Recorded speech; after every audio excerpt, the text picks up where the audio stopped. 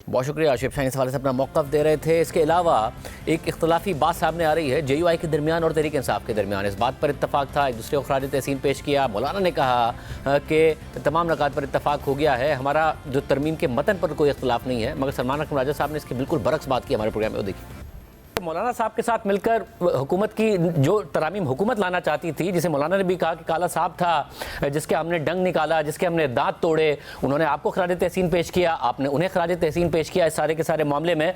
तो बेहतर ना होता कि मौलाना के साथ और पुश किया जाता और वोटिंग के मरहले का भी हिस्सा बना जाता, अगर आप इतना पुश करने में कामयाब हो। आपको देखिए, हमने किया, मौलाना ने एक जगह जाके कहा कि देखिए फिर इससे आगे तो वो खुद अपनी मर्जी से करेंगे और उन्होंने अगवा करनी है तो और कर लेंगे, ये उनकी रिक्वायरमेंट है उनकी। उन्होंने कहा जी इससे आगे हम नहीं बढ़ सकते। ये बिल्कुल वजाहत से मौलाना साहब ने बात की कि देखिए इस पे तो हमें जाना पड़ेगा, हमें वोट देना पड़ेगा। अगर हम यहाँ वोट नहीं देंगे तो पता नहीं हमारे कितने लोग अगवा हो जाएंगे, आपके कितने लोग अगवा हो जाएंगे। ये तमाम अमल अगवा के खौफ में हुआ है। आपको समझना चाहिए ये कोई पार्लिमानी अमल नहीं था, ये धौंस थी, ये खौफ था, ये अगवा कारी का करिश्मा है। ये तमाम सूरत हाल जो है, तहरीक इंसाफ का ये दावा दुरुस्त है कि मौलाना ने उनसे कहा कि हमारे भी बंदे अगवा होंगे, इसलिए अब तरमीम में से आगे हम नहीं बढ़ सकते।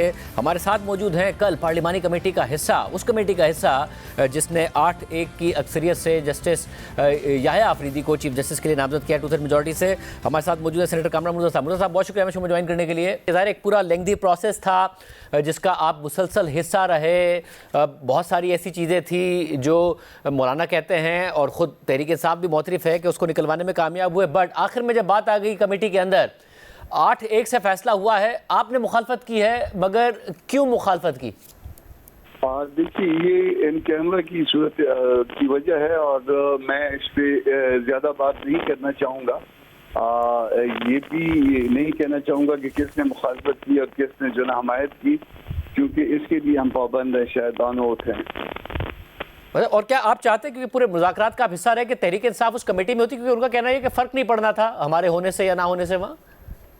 नहीं, फर्क हर चीज का पड़ता है। देखिए, आप अपनी इनपुट देते हैं, अगर आप इस पार्लियामानी निज़ाम का हिस्सा हैं तो आपको फिर जो ना बाहर नहीं बैठना चाहिए। मैं खुद उनको मनाने के लिए जाने वालों में शामिल था और ये इसमें जितना भी शायद हर दिन डिले होता था तो वो हम उनको मनाते थे और उनको उनकी इनपुट लेना चाहते थे, उनको साथ शरीक करना चाहते थे।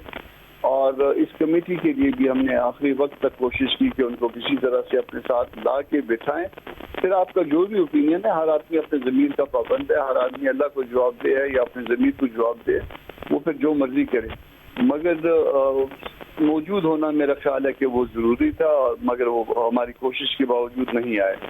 और कामरान साहब, जैसे मैं कह रहा हूँ कि आप सारे प्रोसेस का हिस्सा थे, तो हुआ ये कि मौलाना ने और बैरिस्टर गौहर साहब ने आखिर दिन एक प्रेस कॉन्फ्रेंस की जिसमें मौलाना ने कहा कि मतन पर हमारा इत्तफाक है, मगर इनकी कुछ शिकायत हैं इनके बानी चेयरमैन के हवाले से, कारकुनों की पकड़ धकड़ के हवाले से, इसलिए वोटिंग का नहीं हिस्सा बनना चाहते।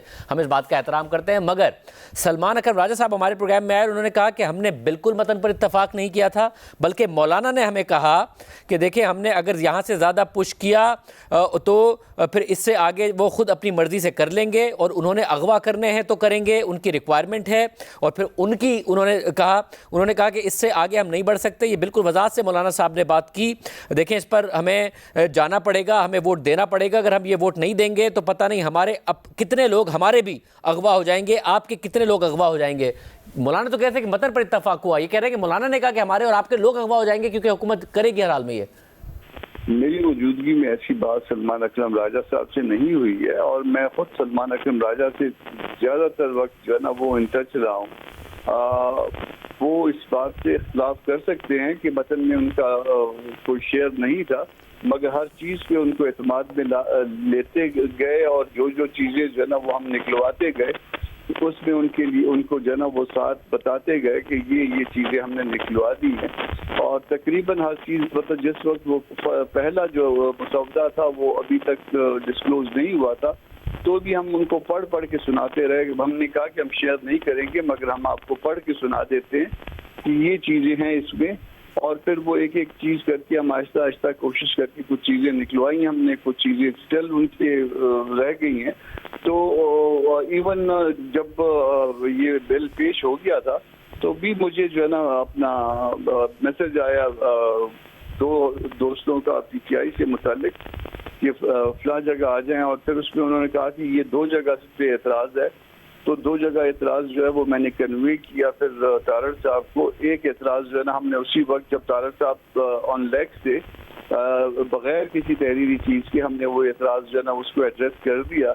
दूसरी चीज़ के लिए तारड़ साहब ने मुझे कायल कर दिया। वो दूसरा एतराज़ ये था कि ये 8 मेंबर्स 8 और 4 का जो तनासब है ये कौमी असम्बली में और सेनेट में, तो उन्होंने मुझे कहा कि ये चीज़ तो हमने बारो की है इलेक्शन कमीशन के उसमें आर्टिकल 213 से या किसी आसपास की आर्टिकल से, तो वो उन्होंने कहा कि ये नहीं हो सकता। वैसे भी 336 का हाउस है नेशनल असम्बली का और 100+ का हाउस है ये सेनेट का, तो फिर आप खुद देखिए कि रेशो कैसे बनेगी।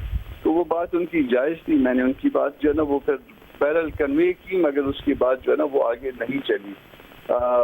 आप ये कह सकते हैं कि मैं उनकी बात पे कायल हो गया।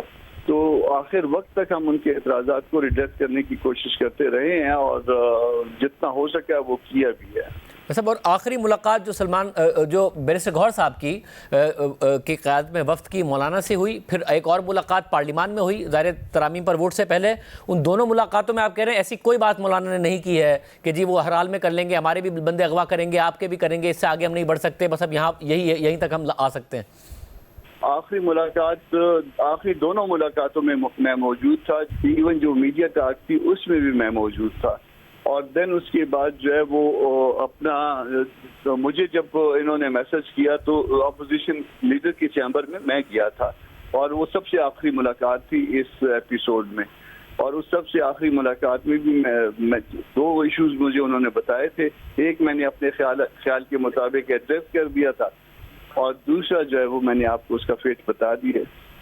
यानी कि ऐसी कोई बात नहीं थी कि जी ज़बरदस्ती आपने कहा कि आपका कंसेंसस हो गया, उसके बाद आप लोगों ने मर्जी से वोट दिया, इसलिए नहीं दिया कि आपके लोग भी अगवा हो जाएंगे, एक एम्बैरेसिंग सिचुएशन आपके लिए भी हो जाएगी? नहीं देखिए, अगवा होने की उसमें अगर अगवा होने वाली बात होती तो सबसे आसान हदफ तो मैं होता हूँ। ना मेरे साथ कोई गार्ड होता है, ना मेरे कोई साथ आगे होता है, ना मेरा ड्राइवर होता है, ना मेरे साथ कोई पीछे होता है, तो सबसे ज्यादा आसान हदफ तो मैं हूँ। तो मुझे तो किसी ने छेड़छाड़ नहीं की है। अच्छा, और अब एज ऑफ नाउ ज़रा जो आपने कहा इन कैमरा थी तो उसकी प्रोसीडिंग पे आप बात नहीं करेंगे, बट अब जैसे याया अफरीदी चीफ जस्टिस नामजद हो गए हैं, सदर मुमलिकत ने दस्तखत कर दिए हैं, तो क्या JUI एक्सेप्ट करती है उनकी नॉमिनेशन को? जी बिल्कुल एक्सेप्ट करती है। एक दस्तूरी अदारे ने एक दस्तूरी प्रोसेस के तहत जो है ना उनको जब सिलेक्ट किया तो वो मेरा ख्याल है कि उनको देखा गया, उसमें राय का मुख्तलिफ लोगों की राय में इख्तलाफ हो सकता है, मगर जब कोई चीज़ जो है ना वो किसी के ऊपर इज्मा हो जाए तो वो मेरा ख्याल है कि वो सबके वो चीफ जस्टिस हैं, और अदरवाइज वो इंतहाई शरीफ आदमी हैं, उनमें बहुत सारी क्वालिटीज़ हैं। अगर किसी का कोई इख्तलाफ होगा तो उसकी कोई और रीज़न हो सकती है।